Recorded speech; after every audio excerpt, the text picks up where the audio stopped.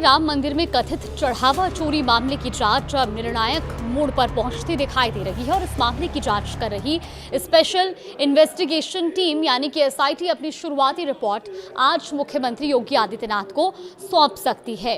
रविवार शाम जांच टीम मुख्यमंत्री से मिलने पहुंची थी, लेकिन पूर्व निर्धारित बैठकों और मॉनसून सत्र से जुड़ी व्यस्तताओं के चलते मुलाकात नहीं हो सकी। नमस्कार, आप देख रहे हैं न्यूज़ 18 का डिजिटल प्लेटफॉर्म और मैं हूं आपके साथ जागृति खंतवाल। तो देखिए, 6 दिनों तक चली गहन जांच के दौरान एसआईटी ने बड़ी मात्रा में डिजिटल और दस्तावेजी साक्ष्य जुटाए हैं। जांच से जुड़ा पूरा डेटा 7 पेन ड्राइव में सुरक्षित किया गया है और सूत्रों के मुताबिक जांच के दौरान करीब 150 संदिग्ध लोगों के नाम सामने आए हैं, जिनमें से लगभग 25 लोगों पर कार्रवाई की संभावना जताई जा रही है। अब जिन लोगों से एसआईटी पूछताछ कर चुकी है, उन्हें अगले आदेश तक कहीं बाहर ना जाने की चेतावनी भी दी गई है और इस सूची में श्री राम जन्मभूमि तीर्थ क्षेत्र ट्रस्ट के महासचिव चंपत राय और ट्रस्टी डॉक्टर अनिल मिश्रा का नाम शामिल बताया जा रहा है। जांच के केंद्र में राम मंदिर परिसर में प्रभाव रखने वाले रामशंकर यादव उर्फ टिन्नू भी रहे हैं।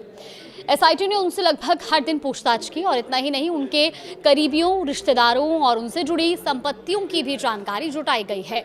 अब इन 6 दिनों में जांच टीम ने सीसीटीवी फुटेज, चढ़ावे के प्रबंधन से जुड़े रिकॉर्ड, दान राशि की गिनती की प्रक्रिया, बैंक में पैसा जमा कराने के तरीके और वित्तीय लेन देन से जुड़े लगभग हर पहलू की बारीकी से पड़ताल की। जांच के 6ठे दिन टीम ने सभी आरोपियों और संदिग्धों के बैंक खातों की जानकारी भी हासिल की है और इसके बाद सभी साक्ष्य अपने साथ लेकर टीम लखनऊ रवाना हो गई। जांच का दायरा सिर्फ वर्तमान घटनाओं तक सीमित नहीं रहा है। एसआईटी ने मंदिर के दान पात्रों की धनराशि के उपयोग, कथित अनावश्यक खर्चों और भूमि खरीद से जुड़े मामलों की भी समीक्षा की और इसके लिए साल 2021 तक के रिकॉर्ड खंगाले गए और बैंक अधिकारियों से पूछताछ भी की गई। अब सूत्रों के अनुसार ट्रस्ट के महासचिव चंपत राय और ट्रस्टी डॉक्टर अनिल मिश्रा पर कार्रवाई लगभग तय मानी जा रही है और दोनों को उनके पदों से हटाए जाने की संभावनाएं भी हैं।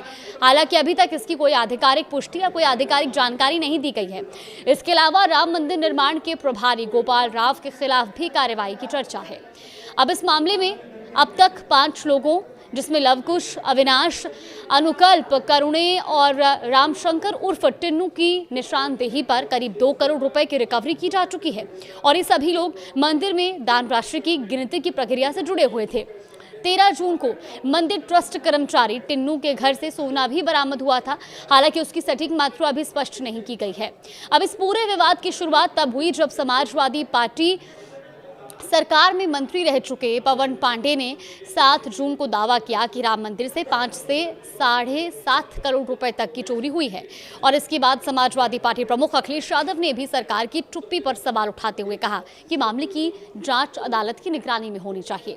हालांकि ट्रस्ट के महासचिव चंपत राय ने इन आरोपों पर सफाई देते हुए कहा था कि अब तक ऐसी कोई बात सामने नहीं आई, लेकिन विवाद बढ़ता गया। 9 जून को बीजेपी नेता डॉक्टर रजनीश सिंह ने प्रधानमंत्री को पत्र लिखकर सीबीआई जांच की मांग की और इसके अगले ही दिन प्रधानमंत्री कार्यालय यानी कि पीएमओ ने मंदिर ट्रस्ट से मामले की रिपोर्ट तलब कर ली। अब इस बीच राम जन्मभूमि मंदिर निर्माण समिति के चेयरमैन और पूर्व आईएएस अधिकारी नृपेंद्र मिश्रा का बयान भी काफी चर्चा में रहा। उन्होंने कहा कि राम मंदिर के चढ़ावे पर खुलेआम डाका डाला गया है। उनके अनुसार ये लोगों के विश्वास के साथ बहुत बड़ा विश्वासघात है और मंदिर का पूरा प्रबंधन बदल दिया जाना चाहिए। उन्होंने बैंक अधिकारियों की भूमिका पर भी सवाल उठाते हुए इसे बड़ी लापरवाही बताया। अगर एसआईटी की 6 दिनों की कार्रवाई पर नजर डाले तो पहले दिन महासचिव चंपत राय, आमंत्रित सदस्य गोपाल राव और संदिग्ध कर्मचारियों से करीब 6 घंटे पूछताछ की गई। दूसरे दिन चंपत राय और गोपाल राव से 4 घंटे तक सवाल जवाब हुए। इसके बाद तीसरे दिन बैंक अधिकारियों और नोटों की गिनती करने वाली निजी एजेंसी के प्रतिनिधियों से पूछताछ की गई। चौथे दिन ट्रस्टी डॉक्टर अनिल मिश्रा से लगभग 4 घंटे तक दान राशि की गिनती, रखरखाव और बैंक में जमा करने की प्रक्रिया को लेकर सवाल पूछे गए और इसी दिन टिन्नू यादव से भी पूछताछ कर जवाबों का क्रॉस वेरिफिकेशन किया गया। 5वें दिन चंपत राय, डॉक्टर अनिल मिश्रा और गोपाल राव से अलग अलग पूछताछ हुई, जबकि स्टेट बैंक के शाखा प्रबंधक और कैशियर से भी जानकारी ली गई है। इसके बाद अगले दिन सभी संदिग्धों और आरोपियों के बैंक खातों की जांच पूरी कर टीम सभी सबूतों के साथ लखनऊ लौट गई। अब सभी की नजरें एसआईटी की शुरुआती रिपोर्ट पर टिकी है, क्योंकि इस रिपोर्ट के आधार पर आगे की कार्रवाई और संभावित जिम्मेदार लोगों के खिलाफ फैसले लिए जा सकते हैं। फिलहाल इस पर हमारी भी नजरें बनी हुई है। कोई भी अपडेट आएगा तो आप तक जरूर साझा करेंगे।